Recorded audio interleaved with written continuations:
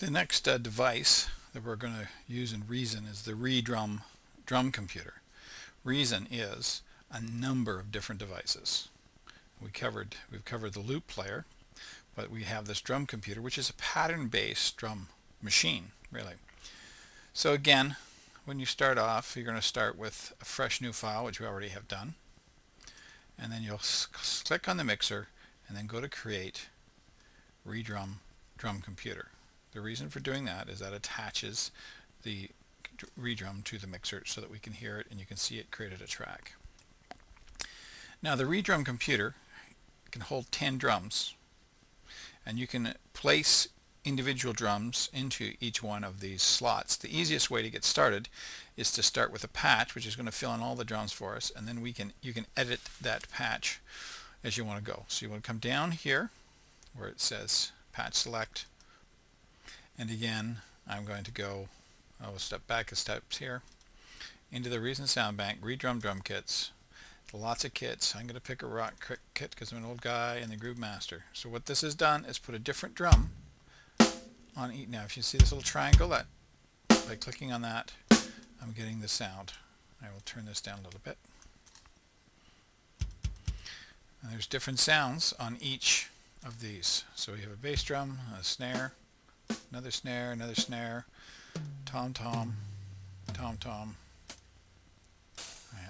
Now I'll show you how you can customize this. If I know that I only need one snare drum, I'm going to use this snare drum, so I could put another drum in this slot. And the way I do that is go to the folder here, and again it could be a snare drum, but if I step back I've got all these different sounds. I have no idea what glitch is. Oh, sure, I'll pick one of these.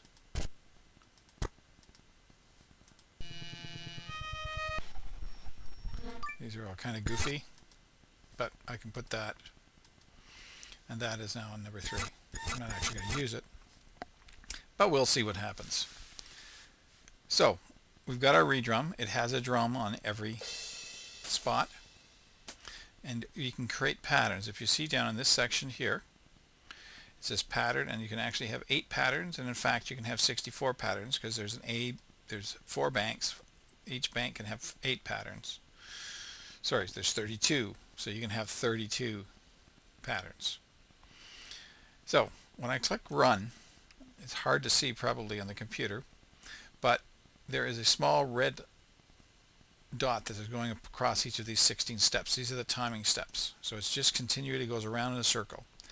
I can put a drum, so if I want to do that bass drum, I'm going to click select, and I will put it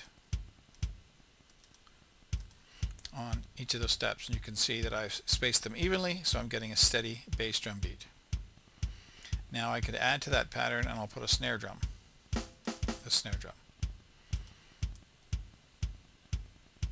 So I'm going to put it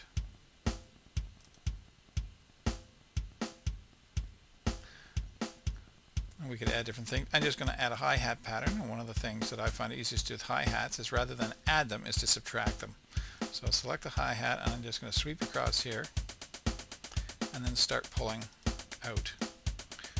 So that's pattern 1. I've created a drum pattern, and we'll pretend that's going to be the introductory pattern for my song. Now I've collected pattern 2. You can see it stopped. I'm going to do another pattern slightly different for this one, but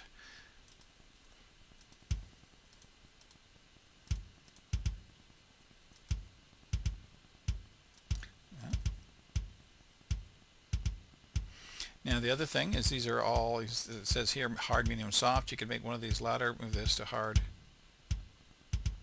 so it hits it harder. So there's my bass drum.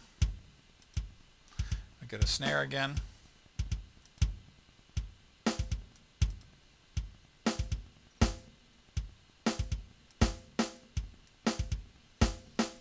And again, I'll put in some hi-hat.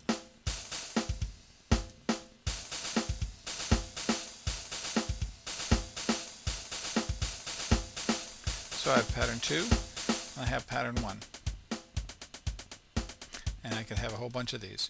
For the first assignment is you are going to create at least 3 different patterns and put them together as a drum song. There's 2 ways to do that. I'm going to show you the first way in this video, and then you can see how to do it the second way in the second video.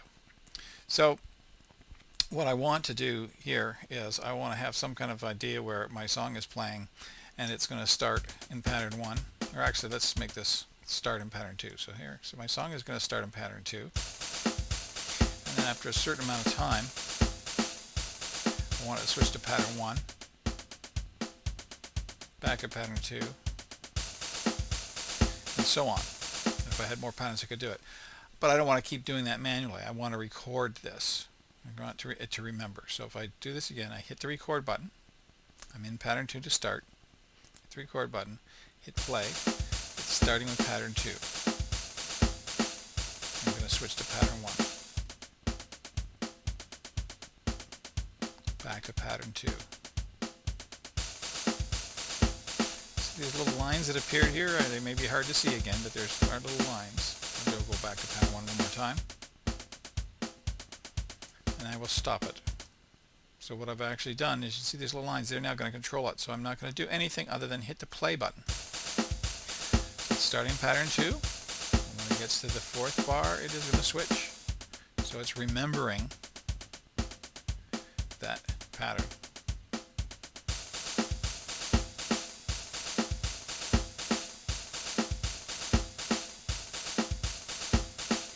So that's the one way that you can do this assignment.